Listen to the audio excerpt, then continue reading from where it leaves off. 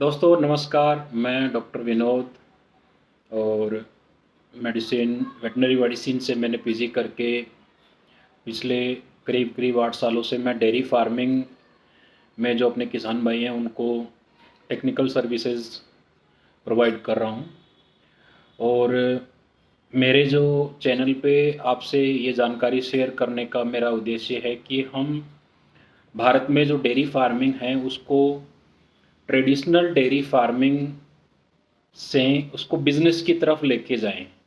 अगर आपने 5 या 10 एनिमल रखे हैं, 10 गायें रखी हैं, आपने 5 रखी हैं, तो आप उसको बिजनेस की तरह कैसे रन करें, कैसे उससे प्रॉफिट कमाएं, डेयरी फार्मिंग को वैज्ञानिक तरीके से कैसे करें, प्रति गाय दूध का उत्पादन कैसे बढ़ाएं, उन चीज़ों पे मैं आपसे जो जानकारियां हैं वो शेयर करता हूं। और मेरी कोशिश ये रहती है भी मैं आपसे जो जानकारियां शेयर कर रहा हूँ वो फैक्ट बेस्ड हो, साइंटिफिक जानकारियां हो। तो इसी कड़ी में आज मैं आपसे डाटा के हिसाब से बात करूंगा कि आपके डेयरी फार्म पे आंकड़ों के हिसाब से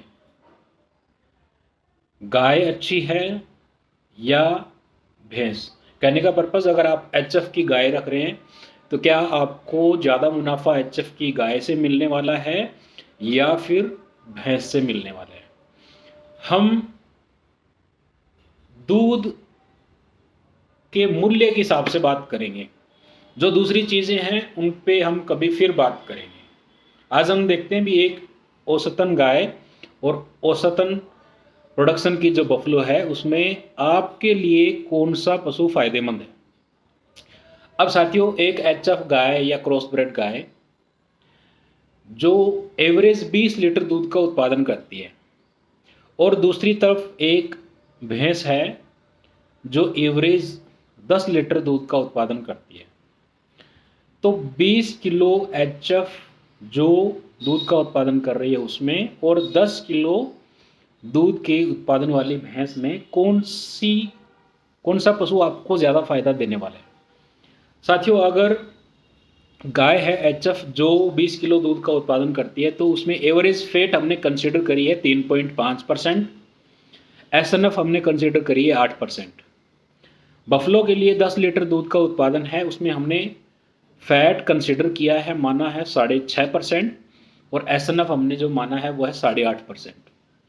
अब साथियों, एक गाय जो एवरेज 20 लीटर दूध का उत्पादन कर रही है, 3.5% फैट के हिसाब से 35 ग्राम फैट 1 किलो दूध में, तो 20 किलो दूध में कितनी फैट हो गई, 700 ग्राम प्रतिदिन आपको 700 ग्राम जो फैट है वो प्रोड्यूस करके देगी। 700 ग्राम फैट का आपको रेट मिलने वाला है एचएफ गाय के लिए, क्योंकि उसका दूध हमने 20 लीटर कंसिडर किया है। अब अगर 8% उसकी एसएनएफ है तो 1 किलो दूध में 80 ग्राम एसएनएफ हो गई और 20 किलो दूध में 1600 ग्राम एसएनएफ का प्राइस आपको मिलने वाला है। तो 700 ग्राम फैट और 1600 ग्राम एसएनएफ, इतना मिल्क सॉलिड्स एक गाय आपके लिए प्रोड्यूस कर रही है प्रतिदिन। टोटल मिल्क सॉलिड्स कितना हो गया, 2300 ग्राम टोटल मिल्क सॉलिड एक गाय आपके लिए प्रोड्यूस कर रही है। अब जो भैंस हमने कंसिडर करी है बफलो का 10 लीटर दूध था, एवरेज फैट हमने मानी है 6.5%, तो 1 किलो दूध में 65 ग्राम और 10 किलो दूध में 650 ग्राम एवरेज एनिमल की हम बात कर रहे हैं।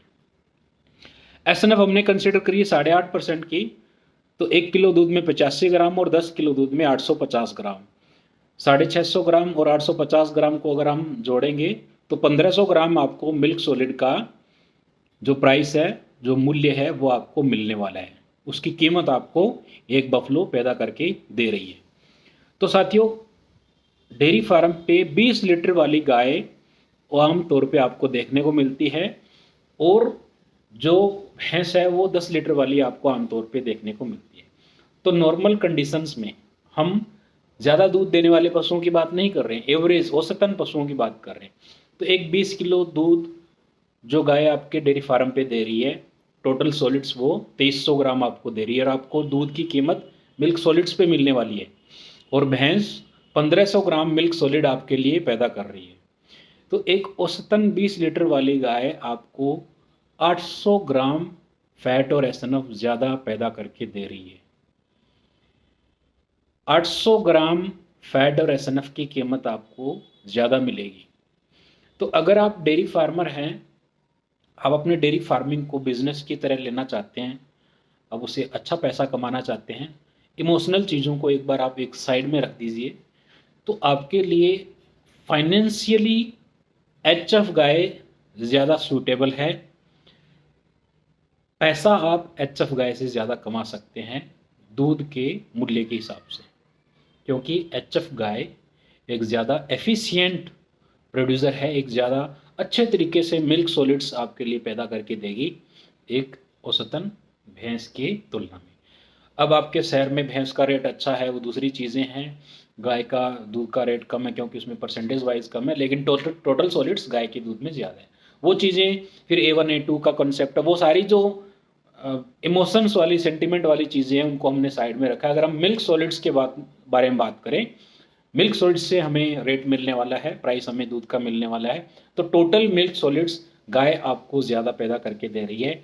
20 लीटर वाली गाय जिसके दूध में 3.5% फैट है और 8% एसएनएफ है, वो गाय 800 ग्राम फैट और एसएनएफ आपको ज़्यादा पैदा करके दे रही है उस भैंस की तुलना में जो 10 लीटर दूध में 4.5% फैट दे रही है और 8.5% एसएनएफ दे रही है। तो 800 ग्राम मिल्क सॉलिड का आपको ज़्यादा मुनाफा एक गाय एक डेयरी फार्म पे करके दे रही है। तो साथियों, मेरा पर्सनली ये मानना है, कल को मान के चलो मुझे अगर डेयरी फार्म कहीं पे लगाना पड़े तो मैं गाय को प्रेफर करूँगा, एचएफ गाय को, क्योंकि जो एचएफ गाय है वो मिल्क सॉलिड्स का एक ज़्यादा एफिशिएंट प्रोड्यूसर है और हमें दूध की कीमत फैट और एसएनएफ में मिलेगी। तो मेरे हिसाब से अगर हमें डेयरी फार्मिंग को एक बिज़नेस के तौर पे डेवलप करना है, ट्रेडिशनल डेयरी फार्मिंग की बात मैं नहीं कर रहा हूँ, एक बिज़नेस के तौर पे अगर हम डेयरी फार्म को हमें डेवलप करना है, तो एचएफ एनिमल हमारा जो इन्वेस्टमेंट है, शेड की इन्वेस्टमेंट, राशन की इन्वेस्टमेंट, उसको ज़्यादा बेहतर तरीके से हमें रिटर्न देगा, ज़्यादा अच्छा हमें फ़ायदा देगा।